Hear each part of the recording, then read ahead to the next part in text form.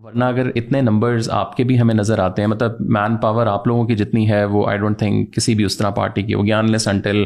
اور جو مذہبی جماعتیں ہیں، تو اس کی کیا وجہ ہے کہ جماعت اسلامی آپ کو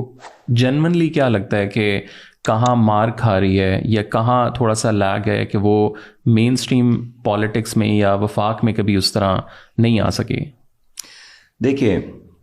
جس طرح آپ کا کسان محنت کرتا ہے اور زمین کے پیداوار میں اس کا حصہ نہیں ہوتا ہے، آپ کا مزدور محنت کرتا ہے اور کارخانے کے منافع میں اس کا حصہ نہیں ہوتا ہے، اسی طرح یہ پوری قوم ووٹ استعمال کرتا ہے لیکن اس کے نتیجے میں اس کا کوئی حصہ نہیں ہوتا ہے۔ لیکن ہم کیوں کری جا رہے ہیں؟ میں یہی عرض کرتا ہوں کہ دو وجوہات ہے۔ پہلی بات تو یہ ہے کہ ہماری سیاست یرغمال ہے، ہمارا پولنگ اسٹیشن یرغمال ہے، اور کس سے یرغمال ہے؟ یہ ان جاگیرداروں نے، ظالم جاگیردار، میں جاگیر کے خلاف نہیں ہوں، میں ظالم جاگیردار کی بات کرتا ہوں، میں کرب سرمایہ دار کی بات کرتا ہوں۔ تو یہ ایک کلاس ہے، اس کے ساتھ گزشتہ 76 سالوں سے اسٹیبلشمنٹ کا ایک اتحاد ہے کہ ہم نے مل کر اس ملک کو کانا ہے، ہم نے مل کر کسی اور آدمی کو یہاں نہیں آنے دینا ہے۔ یہ وہ بنیادی لوگ ہیں کہ جب انگریز چلا گیا تو یہ قابض ہو گئے اور یہ جاگیردار تھا، پھر انہوں نے بینکوں سے قرض لیے، یہ صنعت کار بن گیا، پھر انہوں نے اپنے بچوں کو اچھی تعلیم دلائی تو یہ بیوروکریٹ بن گئے، پھر ان کو پتہ چلا کہ نہیں، اس پہ بھی بس نہیں کرنا ہے، اسٹیبلشمنٹ کو بھی ساتھ لینا ہے، اس کو بھی ساتھ لیا، پھر انہوں نے میڈیا ہاؤسز وہ بھی اپنے بنائے۔ تو اس لیے آپ دائیں دیکھیں، بائیں دیکھیں، پیچھے دیکھیں، آگے دیکھیں، آج کے ماحول میں، آج کے دن میں آپ کو یہی چہرہ نظر آئے گا۔ اب میں 20 گھنٹے محنت کرتا ہوں، دن کو جلسے کرتا ہوں، رات کو میں سفر کرتا ہوں، اس کے باوجود بھی میں نے جب ایک اخبار کے دوست سے پوچھا کہ جلسہ تو ہمارا بڑا تھا کل لیکن تصویر آپ نے نہیں دی، انہوں نے کہا ہم کیا کرے، وہ پورا صفحہ اور دوسرا صفحہ وہ پیپل پارٹی نے لیا تھا۔ میں نے کہا چلے ٹھیک ہے۔ اگلے دن پھر میرا جلسہ تھا، پھر میں نے گلہ کیا، انہوں نے کہا ہم کیا کرے، پورا اخبار وہ مسلم لیگ نے لیا تھا۔ میں نے جیو کے مالک محترم میر شکیل صاحب کو بلایا تھا، میں نے کہا کہ یار آپ سچ اور جھوٹ میں اور مطلب ٹھیک اور غلط میں کوئی فرق کرتے ہیں یا نہیں کرتے ہیں؟ وہ مسکرائے، انہوں نے کہا کہ ایک دکاندار یہ نہیں دیکھتا ہے کہ خریدار کون ہے، وہ یہی دیکھتا ہے کہ وہ مجھ سے کوئی چیز خرید رہا ہے، تو اگر آپ بھی میرا ٹائم خریدے تو ہم آپ کو بھی اسی طرح کوریج دیں گے۔ تو اس ماحول میں ایک عام پاکستانی کے لیے ایوان میں پہنچنا، سینیٹر بننا، صوبائی اسمبلی کا ممبر بننا، یہ تقریباً ناممکن ہے۔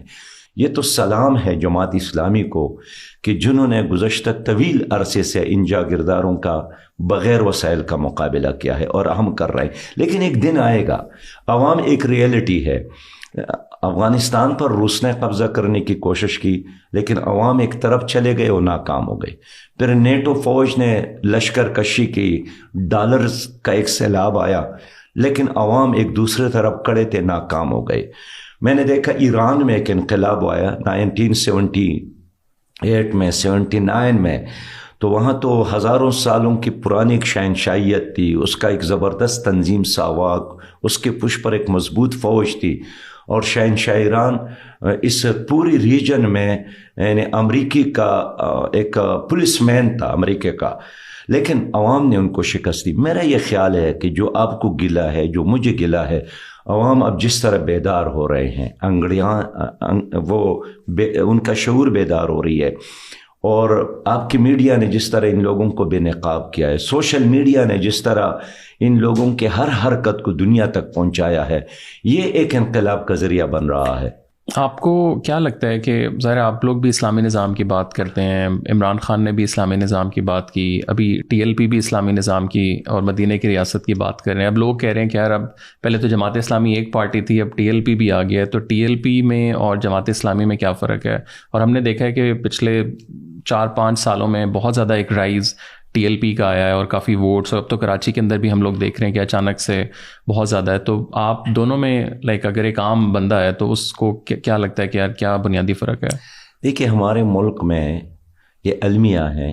کہ دین تو ایک ہے، اس کو تقسیم کیا گیا، دیوبندیت میں، بریلیت میں، اہل حدیثیت میں وغیرہ وغیرہ، سب نام ہم لیں گے تو وقت ضائع ہوگا۔ جماعت اسلامی مسلک کی جماعت نہیں ہے۔ ہم دین کو، اسلام کو ایک دین سمجھتے ہیں، مذہب نہیں سمجھتے۔ یہ اصطلاح تو ہے ہی نہیں قرآن اور حدیث میں، ان الدین عند اللہ الاسلام۔ تو ہم امت کی بات کرتے ہیں، مسلک کی بات نہیں کرتے ہیں،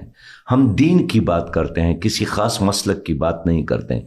یہی وجہ ہے کہ ایک دیوبندی بھی جماعت اسلامی میں ہے، مثلا میرا والد صاحب خود دیوبند سے فارغ التحصیل ہے، بریلوی بھی جماعت اسلامی میں ہے، اہل حدیث بھی جماعت اسلامی میں ہے، اعلی حاصل قیاس۔ ایک بات تو یہ، لیکن ہماری ایک مستقل پالیسی ہے کہ جو بھی مسلک کی بات بھی کرتا ہے یا مذہب کی بات کرتا ہے، ہم اس کے خلاف بات نہیں کرتے ہیں، ان پہ کوئی لان تان نہیں کرتے ہیں، ان سے ایک احترام کا اور محبت کا تعلق ہمیشہ ہم رکھتے ہیں۔ یہی وجہ ہے کہ جو ٹی ایل پی کے ساتھ پی ٹی آئی کی حکومت میں سختی کی گئی تو میں نے سب سے پہلے پریس کانفرنس کی، مذمت کی، پھر اس کے پاس گئے، تعزیت کے لیے سہارا دینے کی کوشش کی۔ تو میں یہ سمجھانے کی کوشش کرتا ہوں کہ جماعت اسلامی ایک دینی جماعت ہے، مسلک کی جماعت نہیں ہے، اس لیے کہ اگر ہم نے اپنے معاشرے کو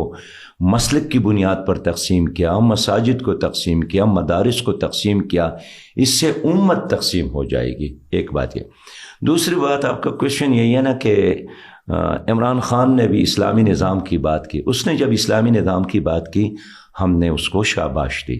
اور ہم نے بہت ہوم ورک کر کے، تجاویز تیار کر کے ان کے ہاتھ میں تھمایا کہ یہ ہے اسلام کا معاشی نظام، یہ ہے اسلام کا سیاسی نظام، یہ ہے اسلام کا عدالتی نظام، یہ ہے اسلام کا سماجی نظام، یہ ہے اسلام کا ایک ویلفیئر ریاست کا تصور۔ لیکن معلوم یہی ہوا کہ اس نے نعرہ تو لگایا، لیکن اس کی حکومت